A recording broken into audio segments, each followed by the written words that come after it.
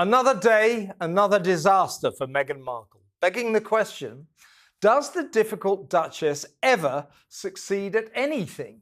To all the travesties that have engulfed her ladyship and her hopeless husband Harry, we must now add the catastrophe of their new movie, Cookie Queens.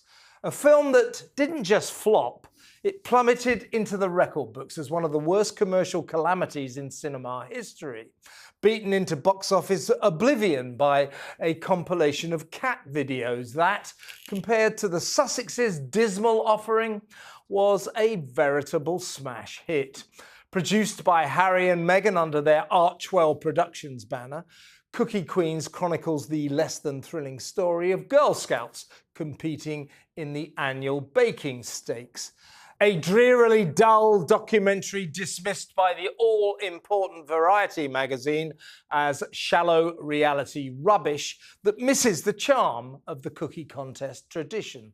But even if it wasn't garbage, in the ruthless world of Hollywood, up against massive money-making blockbusters like The Odyssey and Spider-Man, the dim Duke and the deluded Duchess's unexciting tale of middle American kids and all-American cookies never stood a chance.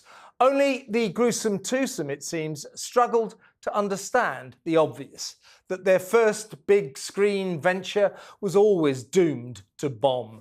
On its first weekend showing at 446 theatres all over the States, it pulled in a pathetic $337,000. That's a paltry $675 per every virtually empty picture house. Meanwhile, Cat Video Fest 2026 earned $568,440, even though it opened at 191 fewer venues.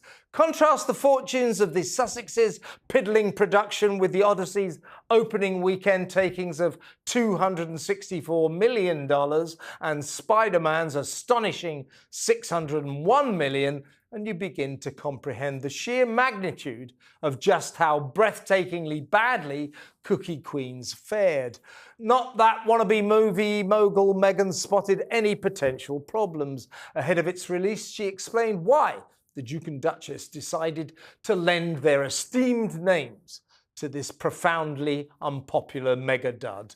The honesty, she gushed. It made both of us laugh out loud and also feel such emotions as parents. We knew we wanted to help uplift this project in any way we could. Yeah, that special Harry and Meghan kind of help that director Elisa Namias must be so grateful for. Minus the concrete boot sinking effect of the petulant prince and his talent-free wife, the poor girl would have been spared her global humiliation. But Elisa has learned from bitter experience that the gruesome twosome just don't do success. They simply deliver masterclasses in how to fall flat on your face, time and time again. The $100 million Netflix deal, gone. With Love Meghan, axed. The $20 million Spotify contract, cancelled. Harry's risible reality series Polo, unwatched. Ms. Markle's pretentious podcasts, Archetypes and Confessions of a Female Founder, swiftly consigned to the scrap heap of showbiz history. American Riviera Orchard, never happened. As ever, as if. Do you see a pattern building up here? This preposterous pair of entitled losers are the polar opposite to Midas. Everything he touched turned to gold. Everything the Sussexes touch turns to mud. Except, of course, when they're cashing in on their increasingly slim royal connection and selling Harry's family down the river. The disgraceful Duke shamelessly invading his dismayed relatives' privacy to lucratively expose their secrets in horrible interviews, and his ghastly ghost-written horror of a book, The Unspeakably Spiteful Spare. It was 3 years ago that Spotify boss Bill Simmons called the Sussexes effing grifters and pointed out that no one cared a damn what they had to say unless they were pouring a bucket of venom all over King Charles and the rest of his regal clan. Now, as it disappears without trace, Cookie Queens is the latest terrible turkey to confirm that when they're not trashing the British royals, Harry and Meghan remain clueless about the business of bringing in the bucks. Lest we forget, things first started to go wrong at Netflix when our hapless heroes pitched their brilliant ideas to bemused executives. Emily in Paris, but with a guy. Peter in Paris, anyone? Thought not. A reimagining of Charles Dickens' literary classic Great Expectations, in which the forlorn Miss Havisham is now a strong woman living in a patriarchal society.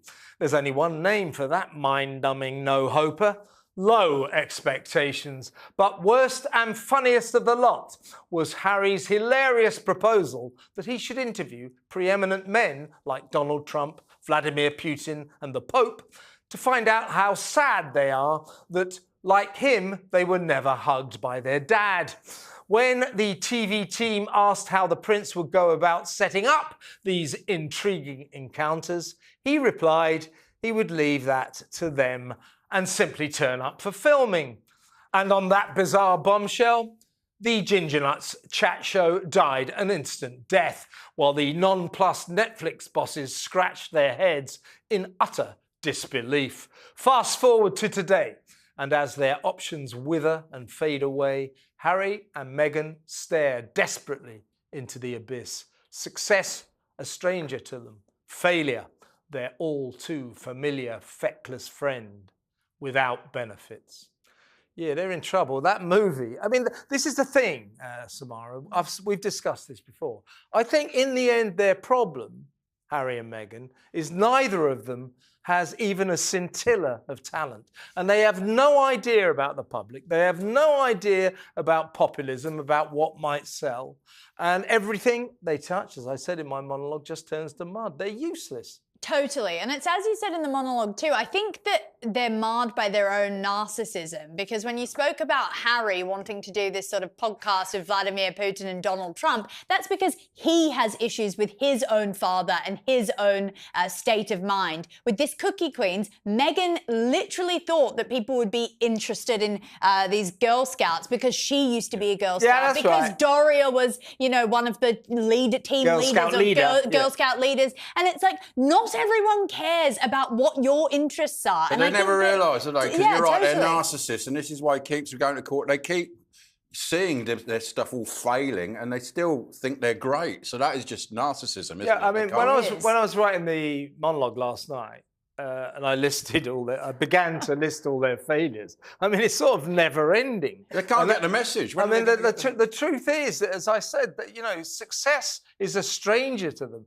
They never succeed. Nothing they have done has succeeded, except when they're trashing the British royals. As Bill Simmons says, when they're not trashing the British royals, no one is interested in anything they say or anything they do. They've got problems. I mean, this is the final nail in the coffin for their Hollywood producer careers, that's for sure. Because as much as Hollywood wants to say they're about female empowerment and about wanting to do the moral and righteous thing and you know, put forward great projects, what they actually care about is box office numbers, how much they're pulling in, what someone can actually add to what their company is doing. So that's why Netflix dropped them and only wanted a first look deal, because they weren't presenting anything good. So I think that unfortunately they're not going to be allowed to put their name to anything else or produce anything else in the future. And you know, why does everything Meghan Markle touches seem to fail?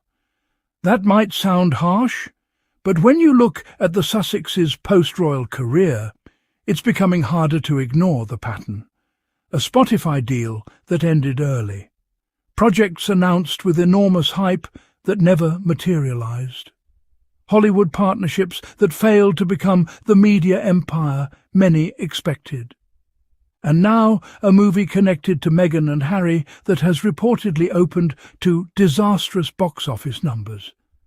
So what is going wrong? Is Meghan simply unlucky? Are the projects themselves the problem? Or has the Sussex brand become so controversial that the name attached to a project is actually working against it? Let's go back to the beginning. The Spotify disaster. When Harry and Meghan signed their Spotify deal, it was huge. This wasn't some tiny podcast arrangement. The Sussexes were entering the world of audio entertainment with one of the biggest names in streaming behind them. And Meghan's podcast archetypes generated plenty of headlines. But the partnership eventually came to an end.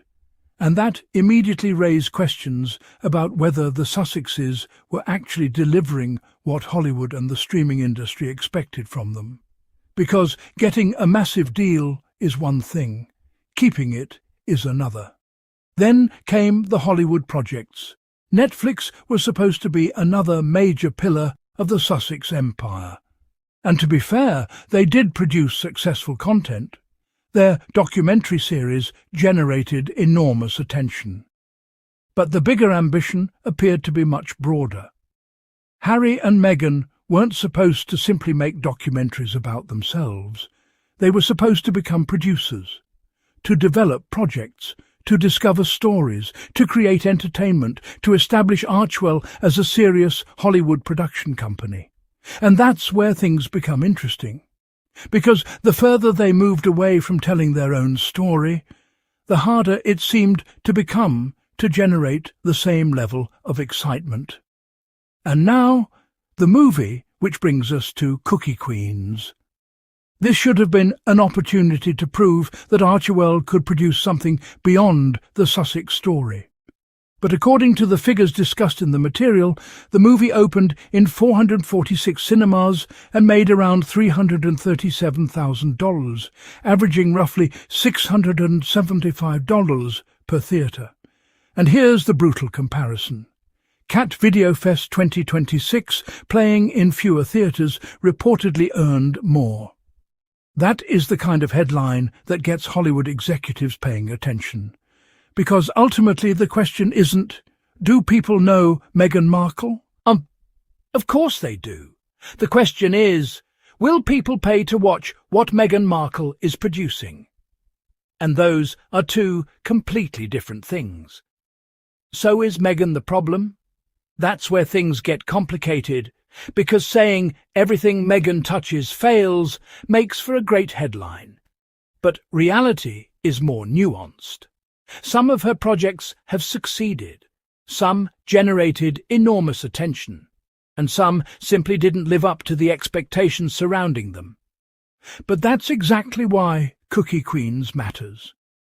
It adds another data point to a much bigger conversation. Can Meghan turn celebrity attention into lasting commercial success? Because celebrity creates curiosity. But businesses need customers. Streaming companies need viewers, podcasts need listeners, movies need audiences, and brands need people willing to spend money. The biggest problem may be the expectations. Harry and Meghan didn't arrive in Hollywood as unknown newcomers. They arrived with one of the most recognizable names on the planet. That created enormous expectations. Every announcement became global news. Every new project was dissected. Every launch was treated like the beginning of something huge. And perhaps that has become part of the problem.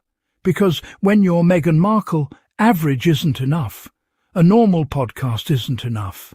A normal production company isn't enough. A normal movie isn't enough. The project has to justify the extraordinary amount of attention surrounding the Sussex name. And when it doesn't, the disappointment becomes enormous. Maybe Cookie Queens is simply one bad movie. Maybe the next project will be a massive success. But if Meghan and Harry genuinely want to become serious Hollywood players, they need to prove something they haven't consistently demonstrated yet. That people are interested in the work, even when the work isn't about them. That's the real test. Because Harry and Meghan have never had a problem getting people to talk about them. The challenge is getting people to stay for the product. And that brings us back to our original question. Why does everything Meghan touches seem to fail? Maybe it doesn't. Maybe we're watching a famous couple discovering that building a business is much harder than building hype. And Hollywood has a very simple way of deciding whether you've succeeded. And right now, Cookie Queens has certainly given the Sussexes something to think about.